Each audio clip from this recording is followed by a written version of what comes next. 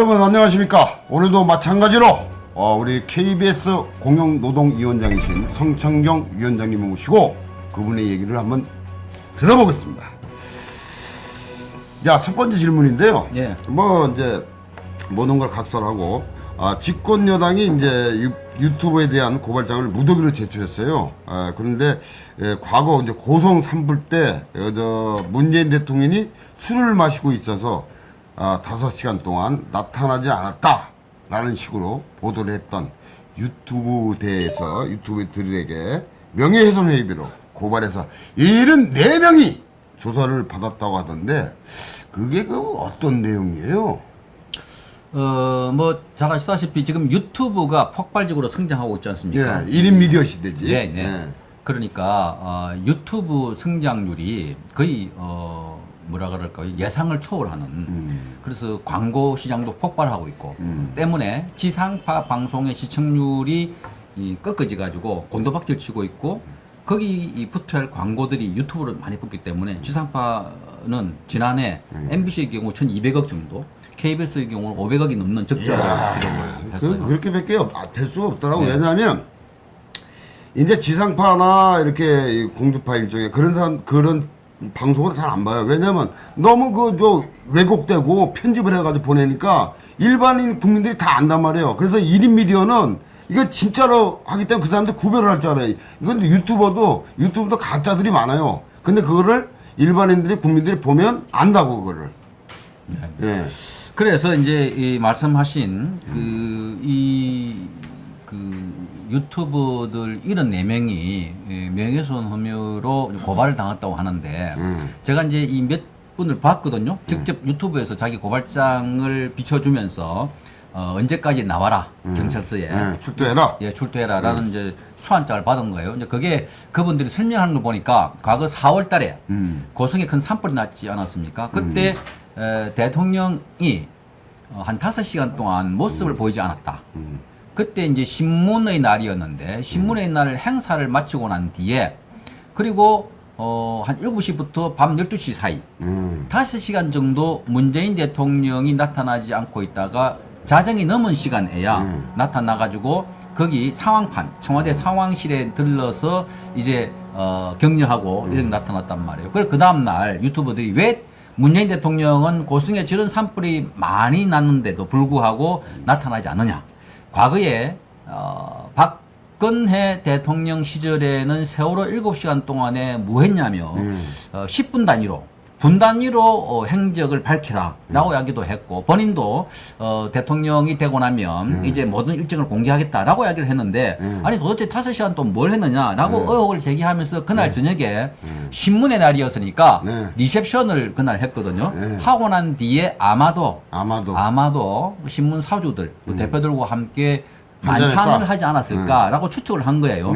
그런데 추측을 하면서 보도를 했는데 그 중에는 뭐 술을 마셨다라고 단정적인 표현한 사람도 있는 것 같기도 하고 어쨌든 그런 의혹을 제기하니까 아니다라고 이야기를 하면서 뭐 청와대가 고소를 못하니까 더불어민주당에서 아마 고소한 것 같은데 그래서 이 유튜버들에게 나와라 이야기를 했다는 거예요. 그러니까 지금 이 사실은 이런 겁니다.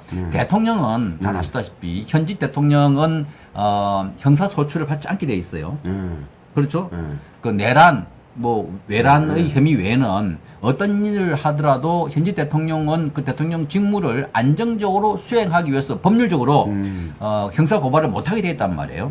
그럼에도 불구하고 형사 소출을 못하게 돼 있는데도 불구하고 대통령이 명예훼손 당했다고 해서 어쨌든 대통령 측에서 고발한 거예요. 유튜버들. 그런데 74개 유튜버들을 대개 보면 유명한 유튜버들이 다 들어있어요. 대부분 다. 예. 그러다 보니까 이건 의도적으로 대통령에 대한 비난 발언을 하지 못하게 하려고 하는 일종의 재갈을 물린 거 아닌가라는 거죠. 그래서 참 해도도 너무한다. 아니 일국의 대통령이 아니 뭐 여당에서 한 거야, 청와대에서 한 거야 이거? 고소 고발. 청와대는 아닌 것 같고요.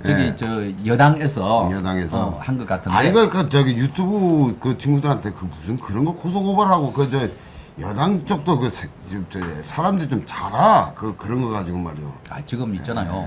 지금 이거 아세요? 별거 아닌 거 가지고 전부 다 고소 고발하고 말이야 이거. 지금 이 정권이 들어서고 난 이후에 말하자면 KBS와 MBC 등 언론 장악을 했다고 하지 않습니까?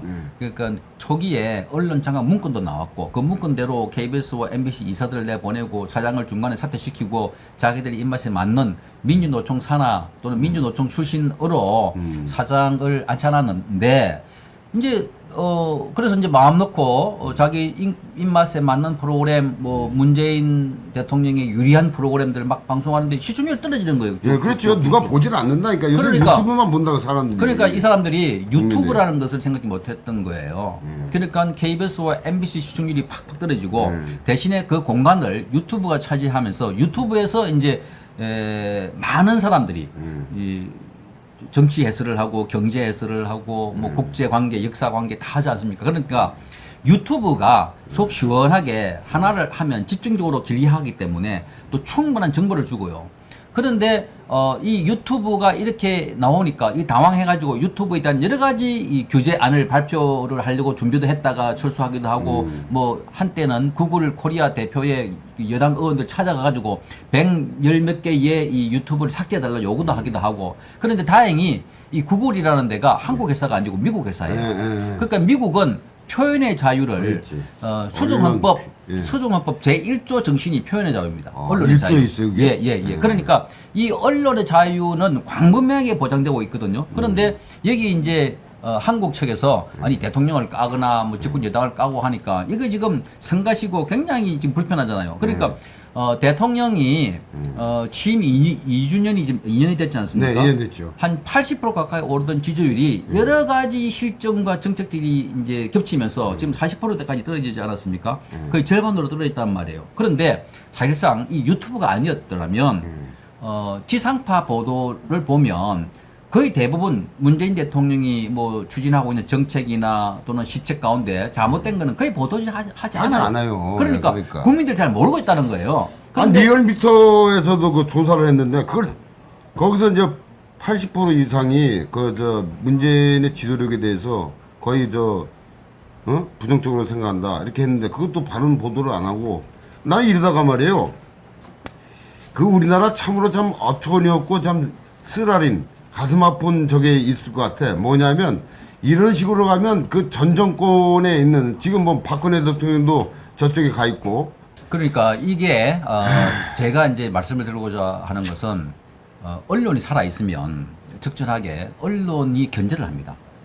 대통령을 견제하고 비판함으로 해서 권력 내부에서 하지 못하는 일들을 알려주기 때문에 언론이 무서워서더라도 말하자면 부패나 비리를 심하게 하지 못하는 경우가 있고 그래서 이제 단속을 하는데 그런데 문제는 언론이 장악돼 있단 말이에요. 장악돼 있다 보니까 사실상 문재인 대통령이 비리나 그 측근들이 잘못한 거는 사실상 지상파 방송을 보면 거의 몰라요.